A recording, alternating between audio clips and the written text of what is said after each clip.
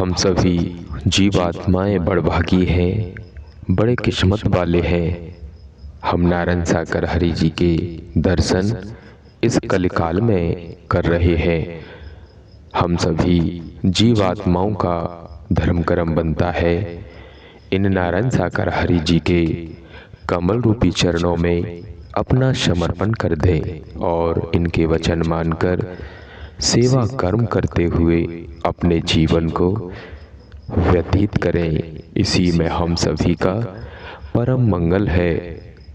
आज दिनांक 6 फरवरी 2026 दिवस शुक्रवार है। आज शुक्रवार के इस पावन पवित्र दिवस पर हम सभी संगत प्रेमी नारायण साकर हरि जी की ब्रह्मवाणी अपने परिवार में सभी मिलकर जरूर सुने।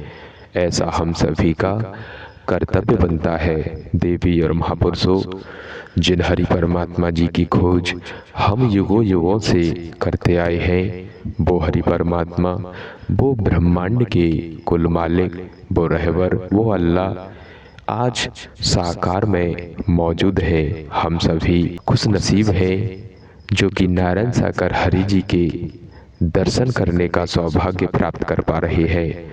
हम सभी का धर्म कर्म बनता है इस मानवीय चोले को सार्थक बनाने के लिए नित्य प्रतिदिन हम नारायण साकर हरि जी का नाम जप, नारायण साकर हरि जी का कीर्तन और नारायण साकर हरि जी का गुणगान करते रहें। इसी में हम सभी का परम मंगल है। देवी और महापुरुषों, आज दिनांक 6 फरवरी 2026 दिवस शुक्रवार के इस पावन शुभ अवसर पर नारायण साकर हरि जी की ब्रह्मवाणी अपने कीमती समय में से थोड़ा सा समय निकालकर हम सभी जीवात्माएं नारायण साकर हरि जी की ब्रह्मवाणी का रसपान जरूर करें। इसी में हम सभी का परम कल्याण है। देवी और महापुरुषों, पूरे ब्रह्मांड के कुल मालिक, पूरे ब्रह्मांड के संहारकर्ता, पूरे ब्रह्मांड के संचालन करता आज इस धरा पर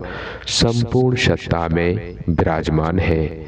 हम सभी जीवात्माओं को दर्शन दे रहे हैं। हम सभी जीवात्माओं को ढोंग, पाखंड, आडंबर, अंधविश्वास से बचा रहे हैं। हम सभी जीवात्माओं को नित्य प्रतिदिन मानव से महामानव बनाने का प्रयास कर रहे हैं। हम सभी का कर्तव्य बनता है मानव मानव से प्रेम करते रहें, मानव मानव को गले लगाते रहें, अनेकता में एकता, बिखरी हुई मानवता को इकट्ठा करते रहें, टूटी हुई मानवता को जोड़ने का प्रयास करते रहें। इसी में हम सभी का परम मंगल है। तो देवी और महापुरुषों, आज 6 फरवरी 2026 दिवस शुक्रवार के इस पावन पवित्र दिवस पर आप अपने कीमती समय में से थोड़ा सा समय निकालकर हरि अमृतवाणी जरूर सुने। तो साथ संगत जी, प्रेम से बोलना नारायण साकार हरि की संपूर्ण ब्रह्मांड में सदा सदा के लिए जय जयकार हो। जगत जननी मंगल करनी महामातेश्वरी की संपूर्ण ब्रह्मांड में सदा सदा के लिए जय जयकार हो। आप सभी देवी स्वरूप बहनें और देवता स्वरूप भाइयों के कमल रूपी चरणों में जीवात्मा का कोटि कोटि नमन वंदन। आपका दिन शुभ हो। महात्मा जी आप अवगत करा रहे हैं।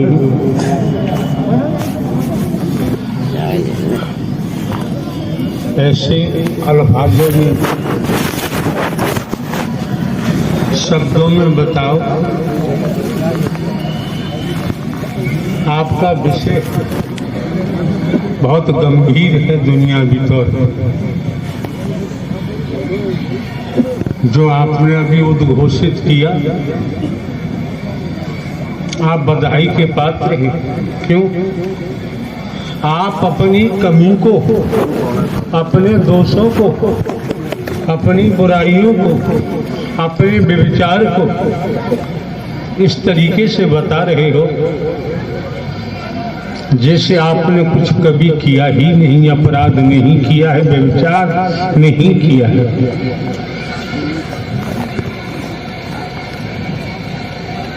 दुनिया में, संसार में अपने अपने परिवारों से आदमी आकलन करे तो समझ में आता है, जिसे देखो वो झूठ बोलता है, जिसे देखो वो झूठ बोलता है। अपने को बड़ा त्यागी समझता है, भक्त समझता है, वेद वेदता समझता है, लेकिन व्यक्तिगत स्वार्थ के कारण झूठ बोलता है, झूठ ही बोलता जाता है। ईमानदारी वाली बात तो है ही नहीं, ईमानदारी निष्ठा तो है ही नहीं, झूठ ही बिछौना है, झूठ ही खाना है, झूठ ही बोलना है, झूठ ही चारपाई है। जिधर देखो झूठ ही झूठ है।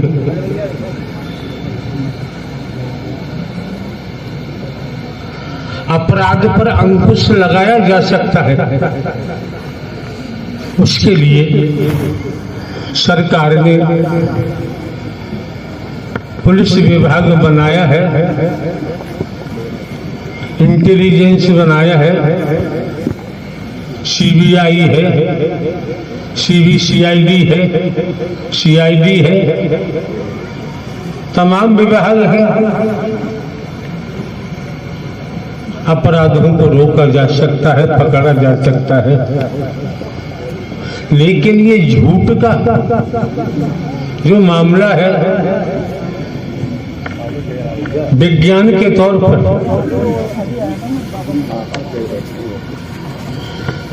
स्त्री पुरुष झूठ बोलता है कि सही बोलता है, इसकी भी मशीन है। जब मशीन के सामने ले जाया जाता है तो मशीन झूठ और सच के बारे में बताती है। विज्ञान ने कितनी तरक्की की है, विज्ञान ने कितना विकास किया है, झूठ सच को भी पकड़ने वाली मशीन है। लेकिन हम ये क्यों नहीं समझते? वेद हैं, शास्त्र हैं, पुराण हैं, धर्म ग्रंथ हैं, मंदिर हैं, मस्जिद हैं, गुरुद्वारे हैं, गिरजाघर हैं, कथावाचकों की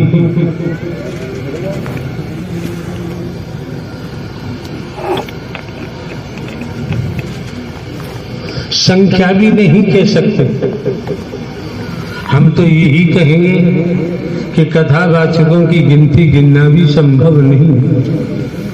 लड़कियां भी हैं, स्त्रियां भी हैं जो कथा वाचक हैं, पुरुषों में भी कोई कमी नहीं। लेकिन देखने की बात यह है, समझने की बात यह है कि हम में परिवर्तन क्यों नहीं हो रहा है?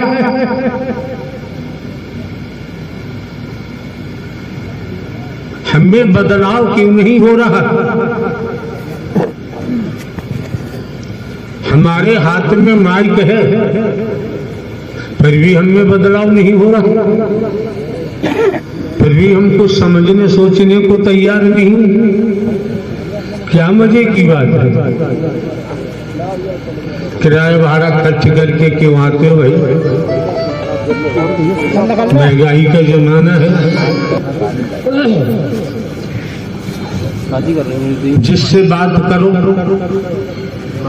वो अपने को डबल एमए, पोस्ट ग्रेजुएट से कम नहीं बताता, पीएचडी बताता है, एलएलबी बताता है, एलएलएम बताता है, एमबीबीएस एमडी है, सर्जन है, एमडी है, इंजीनियर है, कोई कमी नहीं है।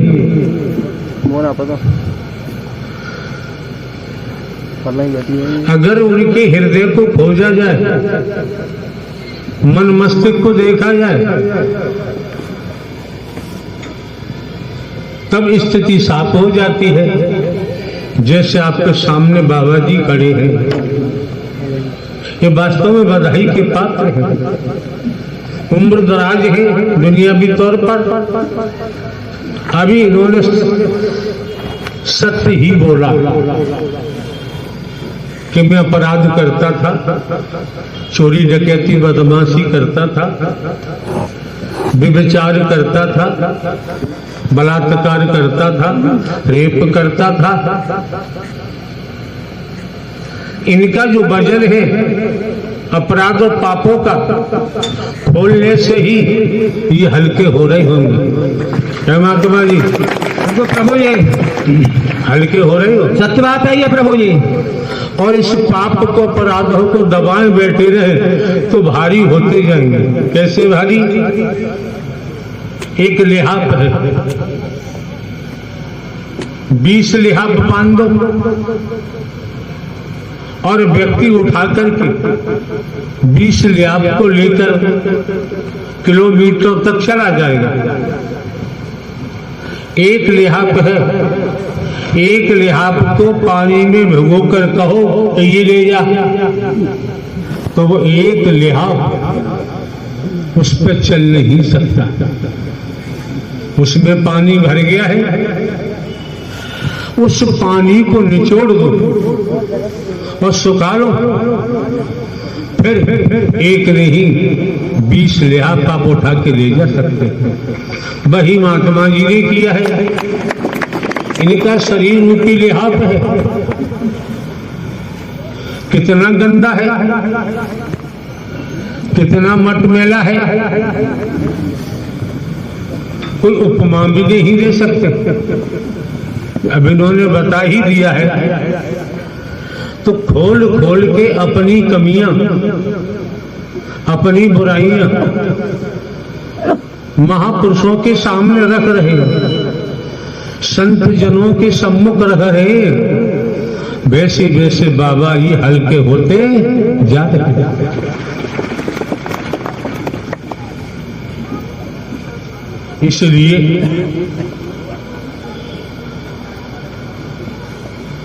दुनिया में आप क्या करते हैं आप जाने, लेकिन सत्य के साथ में बैठे हो, यहाँ झूठ नहीं बोलना चाहिए। यहाँ कोई अपराध किसी प्रकार का नहीं करना चाहिए।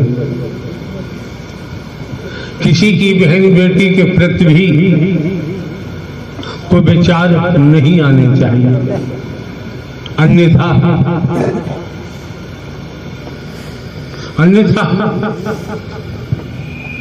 श्री कृष्ण जी और सुदामा जी गुरुकुल में पढ़ने को गए, पढ़ाई कर रहे थे। सूखा ईंधन नहीं था ऐसा लेख कहता है। श्री कृष्ण सुदामा को संदीपन गुरु की धर्म पत्नी ऋषि पत्नी ने श्री कृष्ण सुदामा को बुलाया, कहा कि भोजन बनाने को सूखा ईंधन नहीं है, जंगल जाओ सूखा ईंधन लेके आओ। चल दिए। सुदामा पीछे था, सुदामा को आवाज दी, लेख की बात है, इसमें हमारा कोई शब्द नहीं। सुदामा लौट के आया, एक कपड़े में पोटली में भुने हुए चने बांध के दिए सुदामा को। भूख लगे दोनों बांट के खा लेना, ऐसा लेख है। दोनों चले जाते हैं, सूखी लकड़ी बटोरी इकट्ठी की, बरसात आ जाती है, ठंडी ठंडी हवा चलने लगती है। सुदामा वृक्ष की डाली पर बैठा हुआ चने चाव रहा था। श्री कृष्ण आ जाते उन्होंने कहा सुदामा गुरु माँ ने कुछ खाने को दिए यार, भूख लगी है। सुदामा ने कहा मुझे कुछ नहीं किया कि तेरे दांत कैसे कट कट कट बोल रही है। सुदामा ने कहा तुझे दिखाई नहीं देता, बरसात हो रही है, ठंडी ठंडी हवा चल रही है, सर्दी से दांत कट कट कट कट हो रही है। इतनी अब यहां समझिए, बहुत समझना है। वैदिक काल का लेख कहता है। इतनी बात सुनकर श्री कृष्ण ने मन ही मन सुदामा को श्राप दे दिया। शिक्षा पूरी हुई दोनों की। श्री कृष्ण जहां थे वहां चले गए, सुदामा जी चले गए। सुदामा जी भीख मांगने को जाते थे, भीख नहीं मिलती थी। श्राप का असर देखें, भीख नहीं मिलती थी। एक दिन रुक्मणी जी ने कहा श्री कृष्ण जी से कि नाथ, ये सुदामा आपका बहुत बड़ा भक्त है, हर पल हर क्षण आपका नाम जपता है। ये सुदामा इसके बच्चे भूख को मर रहे हैं, आपका भक्त है, इसकी मदद क्यों नहीं करते? श्री कृष्ण ने कहा मैं मदद कर ही नहीं सकता। कि क्यों? कि उनका कोई जवाब नहीं, मैं नहीं कर सकता। तो श्री कृष्ण ने रुक्मिणी जी से कहा कि तुम ही किसी का मन बदल लो। सुदामा जी भीख मांगने जा रहे हैं, किसी स्त्री का मन बदला, दरवाजे की कुंडी खोलकर बाहर आती है। सुदामा जी चिल्ला रहे थे मातेम भिक्षाम गई। उस स्त्री ने कहा सुदामा जी ठहरो, आज मैंने बहुत सारी खीर बनाई है, लेके जाना, आप भी खाना, बच्चों को भी खिलाना। महिला जाती है किसी पात्र में, बर्तन में खीर भर के लाती है, लेखी बात है। सुदामा को थमा दिया। सुदामा जी मन ही मन सोच रहे हैं आज तो मेरा भी पेट भर जाएगा, बच्चों का भी पेट भर जाएगा, इतनी खीर है। मन ही मन हर्षाते हुए जा रहे हैं। देखो श्राप का खेल। सुदामा जी को ठोकर लगी, धड़ाम से नीचे गिरे और खीर फैल गई।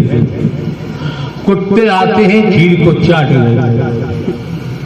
बाबूजी मानो मत मानो, जब यहाँ आए हो हमारा कोई स्वार्थ है नहीं, हम तो धड़ल्ले से कहते हैं। जब मन ही मन श्राप साकार सत्ता ने दे दिया। सुदामा का दोस्त थे, फिर भी दुर्गति हुई। भीख मांगने जाए हैं, भीख भी नहीं मिलती। लंबी कहानी है। हम कर्म से लेके चलते हैं, कर्म अकर्म विक्रम सकर्म। इस ब्रह्मांड में, भूलोक में सारा खेल कर्म का है। कर्म बिगड़ जाता है तो दुर्भाग्य बनता है, कर्म बन जाता है तो सौभाग्य बनता है।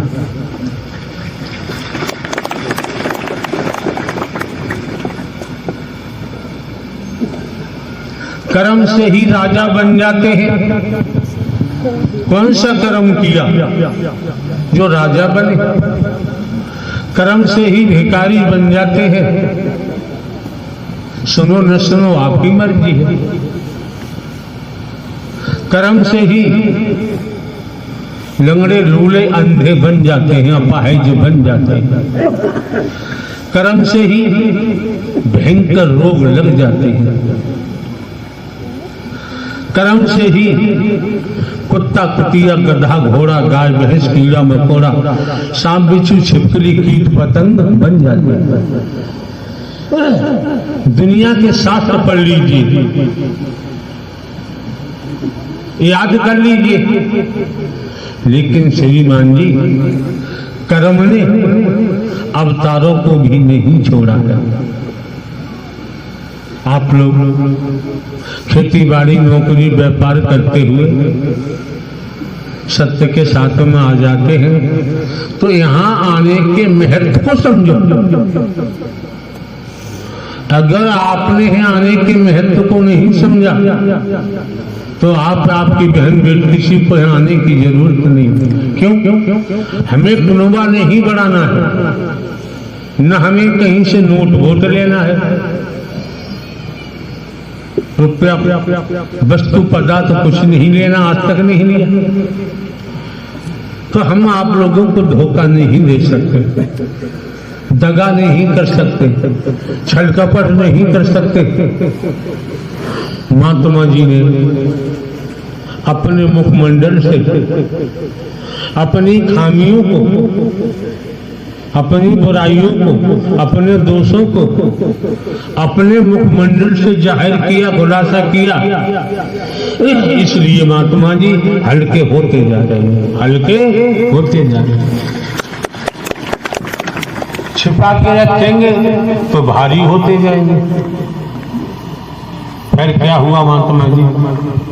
जब मैं सत्य के साथ में आना जाना शुरू हो गया तो आप सभी देवी देवताओं के सामने रख रहा हूं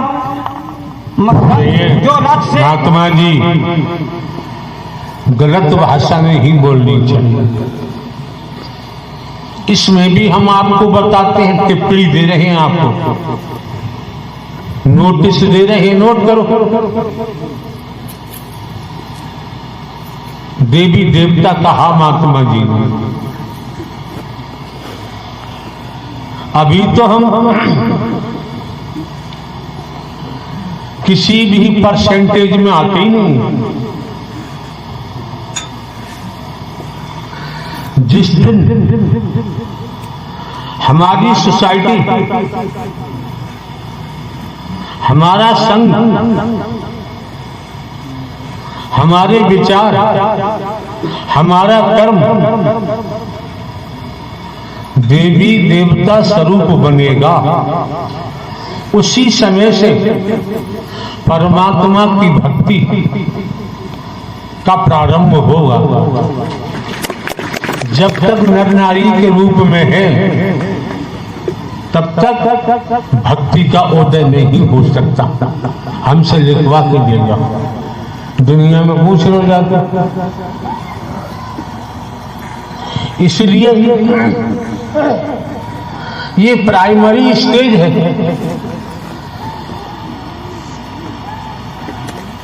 जिस तरह से प्राइमरी स्कूल में विद्यार्थियों को कैसे बैठाया जाता है, समझाया जाता है, आ से आम बताते हैं, आ से अमरूद बताते हैं, का से केला बताते हैं, ता से तरबूज बताते हैं।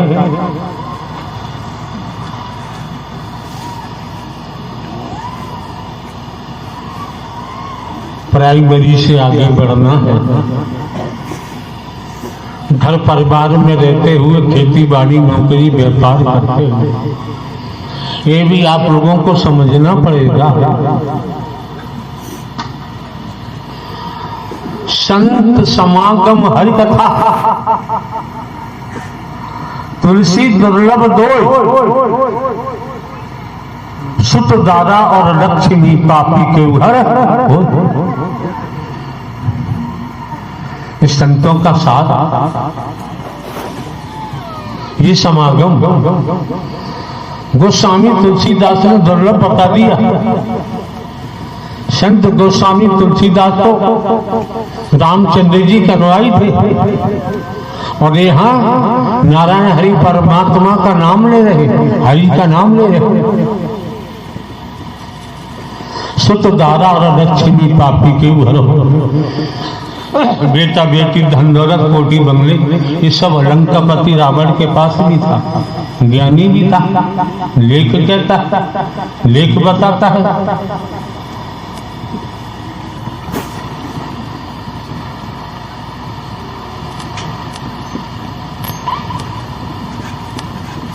फिर क्या हुआ माधव जी?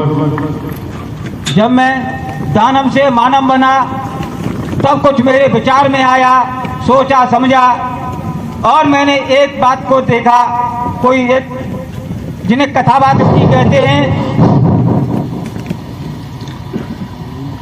राय बरेली, अब टक्कर होगी।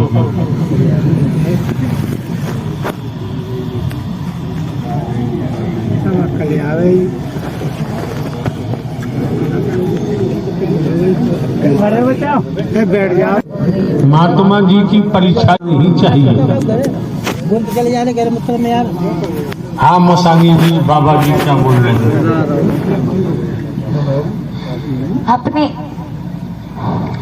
अपनी खुद बीती बता रहे हैं प्रभु। झूठ बता रहे हैं कि सही बता रहे हैं? बता रहे हैं, 40% बता रहे हैं, 60 अंदर दबा के रखे हैं। अभी तो इन्होंने कदम दिया है ना सत्य के साथ में।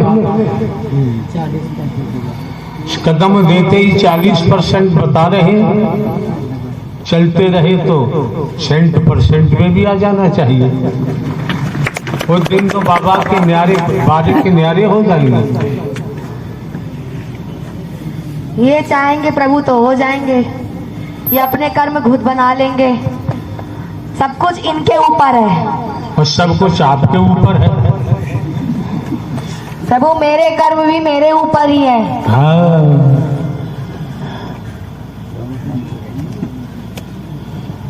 अगर हम भी चाहेंगे तभी मेरा भी बन पाएगा, और हम चाहेंगे तो खुद बिगाड़ देंगे, हम चाहेंगे तो खुद बना लेंगे। पहले तो आपकी शक्ल देख के बहुत से तो भाग जाते हैं। हम किसी को नहीं भगाते। वो क्यों भागते हैं आप जानते हो, हम क्या बताएं? इनको लगता है मसानी बोल रही है, मसानी कह रही है, मसानी खुलासा कर रही है, लेकिन इनको नहीं पता कि ये बैठे किसके दर पे है, लीला कौन चला रहा है। मसानी किसी को कुछ नहीं कहती है। मैं किसी के बारे में कोई खुलासा नहीं करती हूँ। ये तुम्हारे कर्म में करा रहे हैं,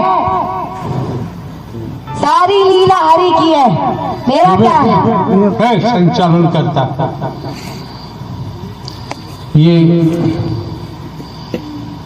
सभी ये कैप्टन बैठे हैं वर्दी पहने, तो तुमने इन्हें सिखाया नहीं कि 50% का मुंह इधर होना चाहिए, 50% का इधर? फिर क्यों नहीं कराता? सब माहौल खराब बना रखा है, माहौल खराब किया हुआ है।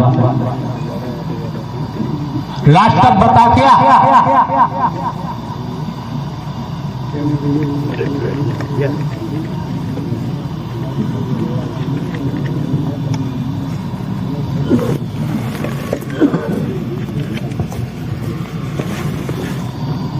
हाँ जी, इनको चाहे कुछ भी लगे प्रभु कि मसानी कह रही है, एक दिन ये आपको देख देख के भागेंगे। आज बहुत आगे बैठने के लिए परेशान होते हैं, एक दिन ये आपके पास से भाग जाएंगे। हमारे कौन से लंबे लंबे दांत है सो भाग जाएंगे? हमारे कौन से लंबे लंबे नाखून है सो भाग जाएंगे? हमारे हाथ में कौन सा तोप तमंचा सो भाग जाएंगे? आप गुमराह कर रही हो सब महापुरुषों को। नहीं प्रभु, अब क्या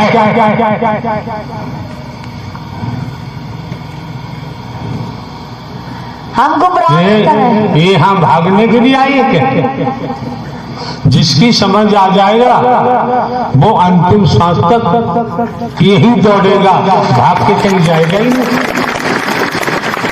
तो जिसकी समझ नहीं आया उसके बारे में कुछ कहने की जरूरत नहीं रह जाती है।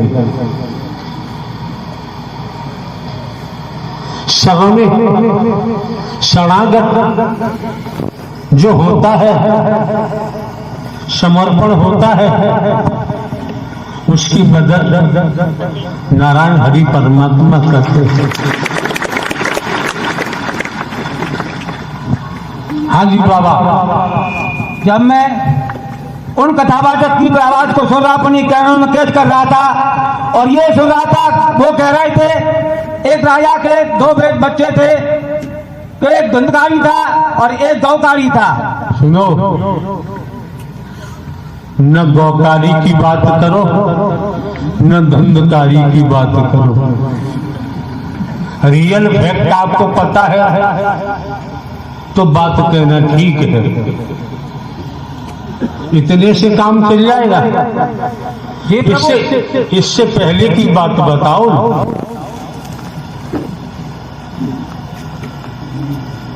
गौकरण और धंधकारी की बात आपने छेड़ी, तो प्रारंभ से शुरुआत करो तो बात समझ में आए। जो हमारे जैसे हम काम करते थे तैसे धंधकारी करता था और गौकारी धंधकारी बना कैसे, गौकरण बना कैसे? वो धंधकारी राक्षस के काम करता था और गौकारी देवताओं की तरह। अरे यार, हमें खाओ आदि सुनी आदि उल्टी आदि सीधी करते हो यार, हमने तो पढ़ा नहीं है न सुना है। सुना है प्रभु। अरे यार, तो सीधी सीधी सही सही बात कहो। एक ब्राह्मण थे, उन पंडित जी के यहाँ संतान पैदा नहीं हुई, तो उनके गुरु थे पंडित जी के। गुरु से कहा कि गुरुदेव भगवान, संपदा बहुत है हमारे पास, धन दौलत बहुत है, बारिश नहीं है। गुरुदेव भगवान, बारिश चाहिए, बारिश चाहिए। उन्होंने मना भी किया, फिर चलने लगे तो पंडित जी को एक फल दे दिया, किसी का भी हो, और कहा ये फल अपनी पत्नी को दे देना, फल खा लेगी। किस्सा है। बाबा ने छेड़ दिया तो हमें 0 पॉइंट से उठाना पड़ा।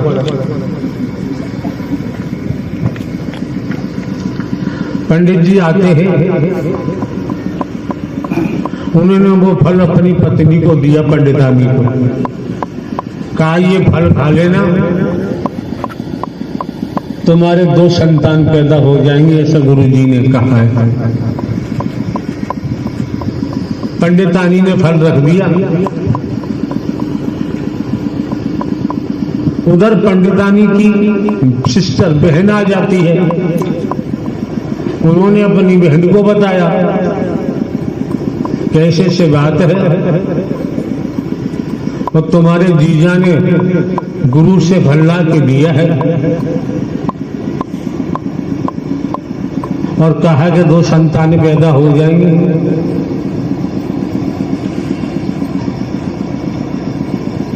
तो पंडित जी की पंडितानी ने कहा अपनी बहन से कि संतान पैदा, जन्म, प्रेग्नेंट होने पर, फिर संतान को जन्म देने पर कितना दर्द होता, कितनी पीड़ा होती है, बहन मुझसे बर्दाश्त नहीं होगी, मैं ये जोखिम नहीं उठा सकती। तो बहन ने कहा कि फल मुझे दे दे। फल काटा, तय हो गया। बहन ने कहा संतान पैदा होगी, मैं तुझे दे दूंगी, मेरे पास धन की कमी है, तू मुझे धन दे देना। पंडितानी में धन बहुत था, मामला तय हो गया। आधा फल रहा, वो गाय को खिला दिया, गाय बंधी हुई। समय व्यतीत होता गया, समय व्यतीत होता गया। पंडितानी पेट पर कॉटन बांधती गई। कॉटन मीन्स रुई बांधती गई, जैसे महीना होता जाए वैसी बांधती जाए। बाद में सूचना दिलवा दी नौकर चाकरों से पंडितानी ने कि पंडित जी से कह दो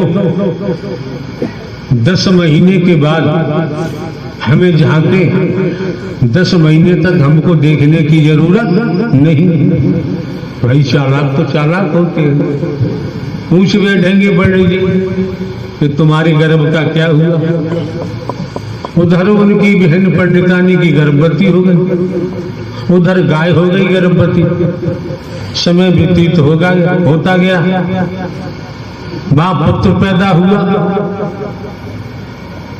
जब लाकर के अपनी बहन को दे दिया और बहन ने धन दे दिया, तब सूचना भिजवाई कि तुम्हारे यहाँ बेटे ने जन्म लिया है। बड़े खुश हुए पंडित जी। उधर पता चला गाय ने भी संतान को जन्म दिया। पूरा शरीर मानव जैसा और कान गौकर्ण, कान जानवर पशु जैसे गाय के। अब मामला चलता रहा। उसका नाम धंधकारी रखा गया। उसकी माँ का नाम जो भी हो, चलता रहा, पनपते गए।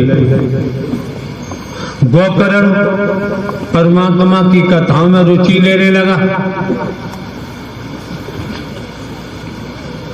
सत्य कथाओं में रहने लगा। और धंधकारी विलासता में चला गया, पीता रहा, खाता रहा, वेश्यावृत्ति करता रहा। सब धर्मार उसने लुटा दिया।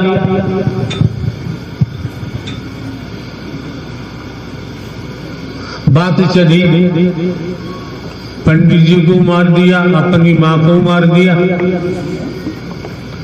धन मार सब वेश्याओं ने खींच लिया। गोकर्ण अपने कथाओं में चलता रहा। एक दिन वेश्याओं ने कहा अब तो इसके पास कुछ नहीं रहा, नंगा हो गया। वेश्याओं ने उसे मारकर गड्ढा खोद के दफन कर दिया। किसे महात्मा जी? धंधकारी को। हाँ, धंधकारी को। अब हम अपना हृदय देखें, कहीं हम धंधकारी तो नहीं है। ऊपर से तो कुछ और दिखाई दे रहा है, अंदर में कुछ और छिपा बैठा है। इसी तरह से सत्यमर कथा चल रही थी। गोकर्ण को स्वप्न दिया कि भैया मैं तो प्रेत बन गया हूं, मुझे कैसे बचाओ। तो गोकर्ण सत्यमर कथा में बैठा हुआ है, प्रार्थना की, निवेदन किया, तो कहा